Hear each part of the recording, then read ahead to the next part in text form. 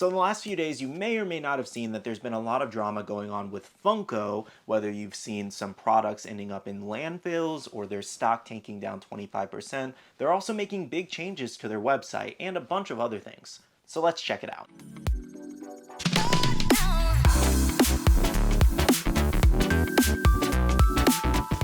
Hey everyone, welcome back to another video. I hope your day is going well. I'm going to see Creed 3 today, so very excited about that. But let me know in the comments, how are you guys doing? So before we jump into today's video topic, we're going to go ahead and start off with a question of the day that does pertain to today's video topic. And that is, how do you guys feel about Funko as a company right now? Are you happy with them? Are you not happy with them? Let me know your thoughts. So as mentioned before, there are a lot of things going on with Funko right now. A lot of people putting out articles, a lot of people putting out videos, Instagram posts, Twitter posts. So I'm basically going to sum it all up for you guys today. Now, tackling one of the first topics in this video, recently over on Reddit, we did actually see a video of a landfill full of Funko products. And based off that video, a lot of those products seem to be their Funkoverse board game that not a lot of people cared for to begin with. It was a very complicated game. Now, since that video did happen, Funko also had their Q4 earnings report, and that actually talked about a lot of the issues going on with Funko, what's making them money, what's losing them money. And since then, we've also had a bunch of articles written like this one that says over $30 million worth of Funkos are headed to the landfills. Now, to give you a quick explanation as to why they are doing this and basically destroying $30 million worth of product, is that they're dealing with a lot of overstock problems in their warehouse right now. Recently, they just built a huge new warehouse in Arizona where they relocated, but right now their inventory is actually exceeding the capacity of the warehouse and making it very hard to work out of. And as you've seen recently, they did actually have a bunch of fire sales, like on their website, things were up to 50% off, and they recently had the Buckeye warehouse sale where tons of things were on sale. But obviously those sales did not do well enough because now they're resorting to destroying product. Now, when this news got around, a lot of collectors and fans were very upset because they didn't understand why wouldn't Funko just donate this stuff, for example. What you got to understand is that them donating it versus destroying it is not as good as a tax write-off, basically. I'm not saying that's right, I'm not saying that's wrong, but essentially them marking it as a loss and destroying all this excess stock is a bigger benefit to them versus just donating it to charity. In my opinion, we gotta also give credit where credit is due. Funko's done a lot of charity work in the past for multiple different charities. So it's not like charity is completely beneath them. Like I said, I'm not saying it's wrong or right, but they're just doing what's best for the company at this moment, so they're not losing any more money. Because yes, they may have lost money from producing these products and nobody buying them, but at the same time, they're storing it in their warehouse, and then they're also paying to store other new products in other containers, and they're just accruing interest and costs from all of this stuff just sitting. So getting rid of all this excess stock that nobody currently wants gives them a chance to bring in all this new stock that everybody's looking forward to. Now, something else to note that I didn't see a lot of people talking about or even mention, and some even in these articles, is the fact that on their Q4 earnings call, which if you guys want to listen to that, it's a lot of numbers and boring stuff. I didn't want to bore you with it in this video going over every single detail, but I'll drop a link down below for you guys if you want to listen to the 40-minute call. But essentially, Brian Mariotti, I think it was, stated that they were going to do their best to make the destruction process as environmentally friendly as possible. Now, I don't know how true that is, but that's something they stated, so I figured it was worth mentioning. Now, if you didn't know, a lot of this overproduction stems from multiple different factors. Like early on in the pandemic, when we were all stuck at home, we had extra money because of the stimulus checks, we were spending a lot more money on Funko products, so they produced more and more and more. But here we are 2 years later, roughly, and now they're stuck with all the excess stock that they made. Something else that I learned that was happening on the back end is that a lot of companies were actually canceling any orders that they had with Funko. So basically, let's look at it this way. Funko would produce said product. And then once it came time for the company to actually pay for this, they're like, well, hey, I can't pay for that. And then Funko's like, what the heck? So essentially, they are left with that stock and they're left to store it until they can sell it to someone else. So that's just another problem in the last few years that Funko has been dealing with, is a lot of like smaller stores or bigger stores canceling product because they couldn't pay for it, so Funko gets stuck with the excess stock. Again, it's just another smaller problem contributing to it. A majority of the huge problem is Funko just reproducing the same thing, reproducing a lot of undesirables that nobody even asked for. Now, hopefully that kind of informs you on the whole situation of Funko and the landfill. and why you're seeing Funko products being destroyed. So the next topic to tackle is their stock price. So again, a couple days ago when they held their Q4 earnings meeting, a lot of investors weren't feeling too confidently in what they were saying.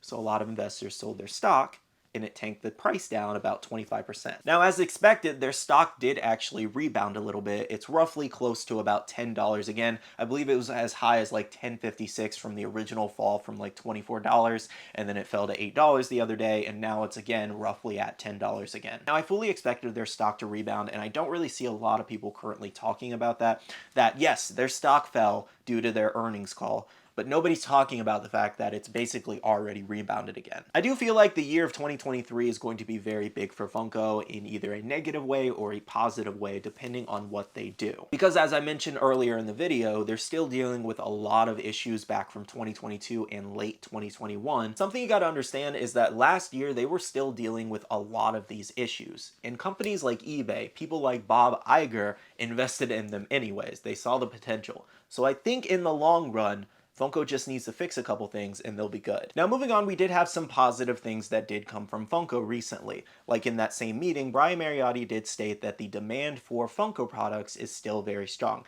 And I personally agree with that. I still think a lot of people are still waiting on their favorite characters to be made. A lot of characters from current sets like Bleach, One Piece, Dragon Ball Z, My Hero Academia, and more. A lot of people are still waiting for a lot of great stuff in Disney, Star Wars, all those other licenses. Again, I do think the statement of him saying that the demand for Funko products is still very strong has a lot of truth to it, a lot of positivity to it at the same time, because there's just so much drama going on every single day, it seems like. And I've seen a lot of people selling their collections, but I've also seen a lot of new collectors, so I feel like it's a 50-50 right now. Another very big positive thing from this meeting was the fact that Steve Nave will actually have a permanent place at Funko. And who Steve Nave is, he originally worked at Walmart and helped launch their Walmart.com and was a very, very big part in making them a lot of money, basically. Now, his role over at Funko is basically to oversee a lot of their finances and basically fix this financial mess they found themselves in. So it's a really good thing. Some other positive news was that recently Funko was making a lot of changes to their website. For example, they're actually adding the Funko app to their website. Same thing as like Pop Price Guide, where they have an app and a website. You can essentially view your collection, the values, your wish list, and all that now on the Funko website, or at least soon. They also stated that they will be bringing Loungefly products to their website, so you can buy Pops and Loungefly in the same place. I guess that's a good thing. Something else they're doing is they're actually trying to provide more bot protection with a two-step authenticator, and I do believe this also entails that you will have to be completely logged into your account to actually check out for Funko products, so that's actually very interesting. And from that announcement, those three things were basically just the highlights. Let me know if those actually made you excited or not. Okay guys, so to recap this video, obviously a lot of drama going on with Funko right now. I feel like a lot of people are blowing it way out of proportion because again, they stated last year that a lot of these problems would lead into 2023, and this is not an overnight fix. It's going to take months to undo all of this craziness. Now, if you guys are ever wondering why I don't do videos like this as much anymore, it's not because I don't want to talk about these topics. I actually find these really interesting, their earnings reports and how well they're doing, how bad they're doing, and everything like that. I pay a lot of attention to it outside of the videos.